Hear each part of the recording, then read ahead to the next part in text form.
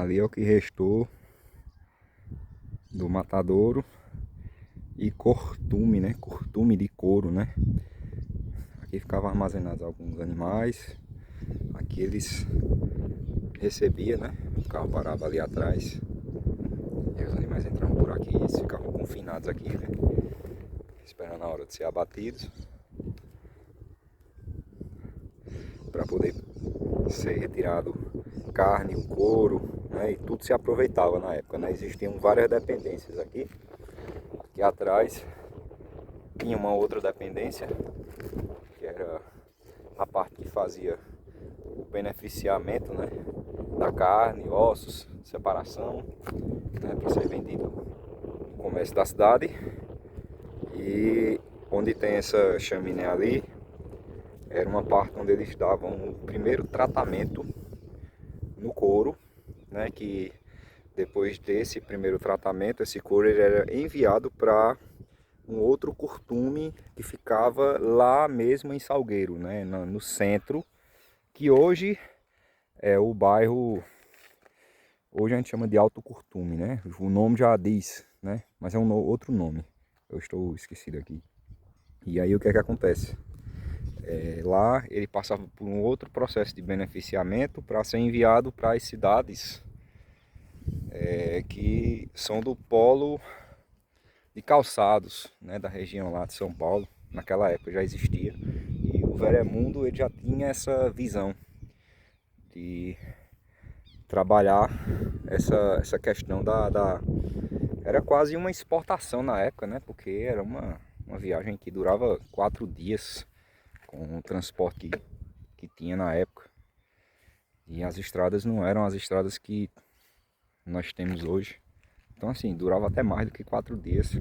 E mesmo assim ele era um grande visionário, porque através dessa propriedade aqui, ele não só trabalhava essa parte, né, do abate, a divisão de tudo, né, que faz parte do boi, porque ele aproveitava simplesmente tudo, né, e ele era proprietário de inúmeros comércios no centro de Salgueiro, né, então ele tinha açougue, ele tinha loja de móveis, ele tinha o curtume, ele tinha fábrica, né? Logo mais adiante ele inaugurou fábrica de biscoitos e por aí vai, né? Um cara que ele era multi-empreendedor.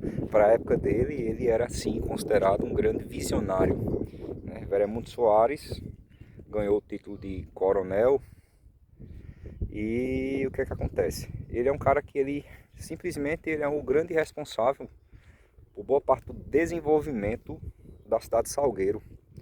E acredito eu que se Salgueiro tivesse pelo menos uns 2 Veremundos Soares em épocas diferentes, Salgueiro hoje seria uma grande metrópole, né? Mas isso infelizmente se perdeu, né? Você pode observar que tudo isso aqui tá abandonado, né? A terra, ela simplesmente a família deixou por conta e o INCRA chegou e tomou de conta. E aí lá na frente, se você olhar no canal, existem vídeos anteriores que mostram a antiga casa, né, dele, a chácara dele, ou fazenda, que está literalmente abandonada e existem assentamentos hoje do MST, né? E na verdade essa galera tá aí, se assentou, mas não produz nada, né? Só mora, aí vive de benefício do governo. E toda essa região, ela recentemente inclusive foi passada uma máquina aqui, porque isso aqui estava só mato, mas toda essa região aqui foi abandonada literalmente, uma região que já produziu, teve o primeiro açude da cidade que ele mandou construir, o açude do Monte Alegre. Era uma região que já produziu manga, coco, uva, Salgueiro já produziu uva tipo exportação, goiaba, maracujá. Salgueiro sim teve um polo também do ramo do agronegócio. O cara mexia com tudo, né? Então ele produzia aqui inúmeras coisas, né? E ele montou um sistema de irrigação próprio aqui, onde se você for olhar mais abaixo aqui, existe um baixio. E esse baixio tem água no subsolo, né? E essa água do subsolo, ela vem do riacho do Monte Alegre. Esse riacho do Monte Alegre, ele também abastece lá em Salgueiro um açude chamado Açude Velho, onde esse açude vai desaguar em outros riachos, que é chamado o Riacho Salgueiro, que é o riacho que vem do Açude Velho, e o Riacho da Pitombeira, que é o riacho que vem logo mais atrás do Açude do Denox, né? E o que é que acontece? Existe também um outro riacho que vem também, que é o riacho que vem do Açude dos Algodões, né? Então são 3 riachos que vem. Esse aqui ele é mais subterrâneo. O Açude Velho ele é abastecido por água subterrânea, assim. E o que é que acontece? Esses 3 riachos se encontram em um só riacho, que é denominado Riacho da Pitombeira. Esse riacho vai dar em Terra Nova, né?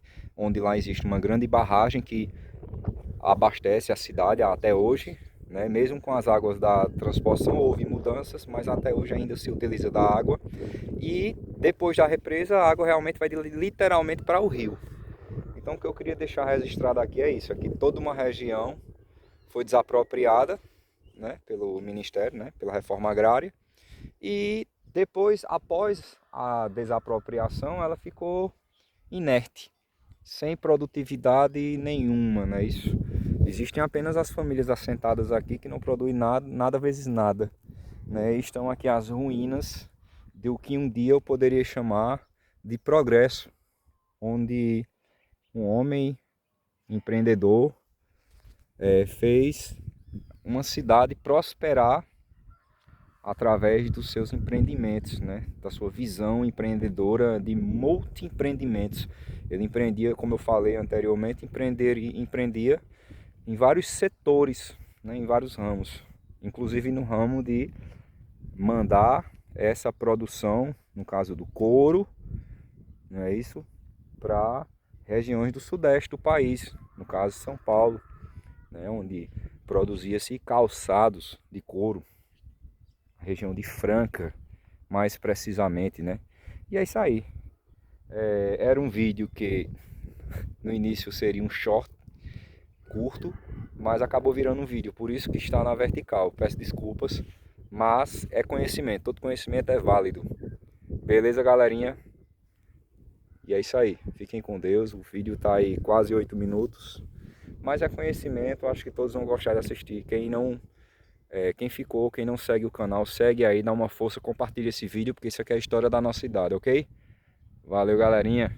Abraço a todos. Deus abençoe.